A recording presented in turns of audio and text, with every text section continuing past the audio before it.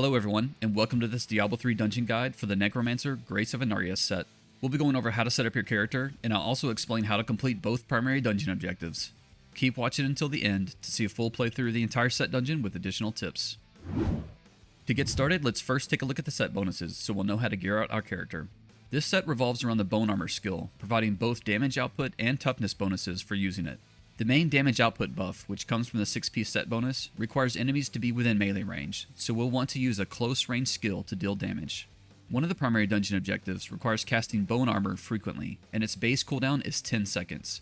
Therefore, cooldown reduction is the main priority for the gearing and skills setup. In this setup, here are the recommended items. Outside of the set gear pieces, none of the other items are critical for completing the dungeon. Obsidian Ring of the Zodiac and the Messerschmitt's Reaver Legendary Powering Kanai's Cube are the most beneficial items to obtain since they provide cooldown reduction. If you have too much damage output, then your Bone Storm Tornado might kill enemies before you have a chance to cast Bone Armor on them to make progress toward one of the primary dungeon objectives. So you may need to tone down your damage output by unequipping items or using non-optimized pieces. And here are the skills. Bone Armor is mandatory. Death Nova is taken as the close-range damage-dealing skill that syncs up well with the Bone Tornado activated by the 6-piece set bonus. Devour and Dark Reaping are important to use as a means to regain essence, allowing you to focus on casting Bone Armor and Death Nova without needing to cast Grim Scythe to regain resource. Now let's go over the dungeon objectives. The first primary dungeon objective is to rip bones from 100 enemies with Bone Armor. To accomplish this, all you need to do is cast Bone Armor while in close range with enemies. The second primary dungeon objective is to kill 200 enemies that are afflicted by a Bone Armor Tornado. The Tornado is active as long as Bone Armor is active, and Bone Armor has a very long duration, so the Tornado will be active throughout the entire dungeon. The only significant damage you deal to enemies can be done while they are affected by the Bone Armor Tornado, so this objective will naturally occur without any extra effort. Just get within melee range of enemies and cast Death Nova to complete the objective. Next, let's take a look at the dungeon map. This dungeon is quite small. A good approach is to follow the outer perimeter all the way around, covering the interior portions as you go.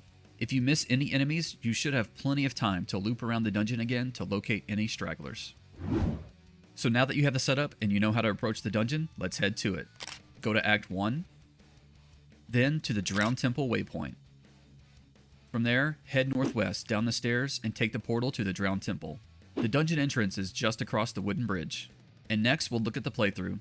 For this run, I went with very bare bones gear to demonstrate techniques. Any additional items or stats that you get, consistent with the recommendations earlier, will give you a much easier time completing the dungeon. Once inside the dungeon, head to the first group of monsters. Round up a few enemies and cast Bone Armor to activate the Bone Armor Tornado. Then just run up within melee range to monsters and cast Death Nova. When the cooldown on Bone Armor has expired, round up another grouping of enemies and cast it again. Then just continue repeating for the entire dungeon. Cast Bone Armor as often as possible to continue making progress toward the first primary dungeon objective.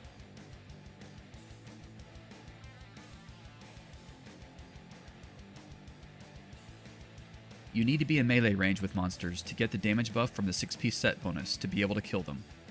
This shouldn't be difficult if you use Death Nova as your damage dealing skill.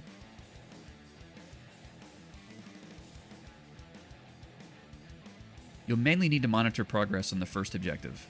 If you kill enemies too quickly, then you may run out of monsters to cast Bone Armor on. So don't be too aggressive and kill enemies too fast.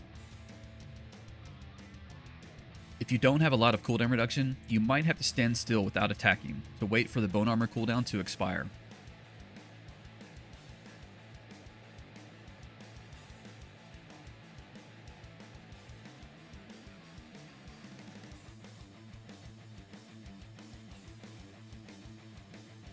You can use Blood Rush periodically for some extra mobility, but you shouldn't need it much. You also shouldn't need to use Grim Scythe at all to generate essence, since you'll gain enough passively from other skills.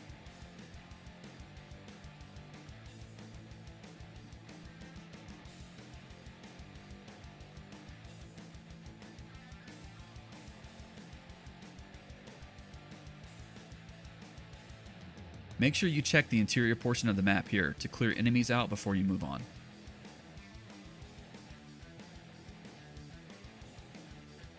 And there we completed the first primary dungeon objective. The playstyle doesn't change. Just keep killing enemies with Death Nova and refresh Bone Armor when you can to ensure the buff stays active. You will naturally complete both objectives without any extra effort.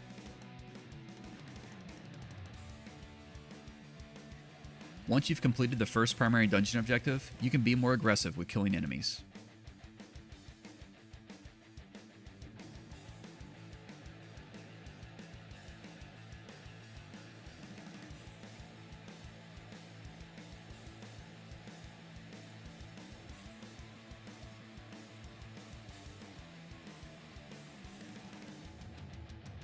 Just a few monsters left.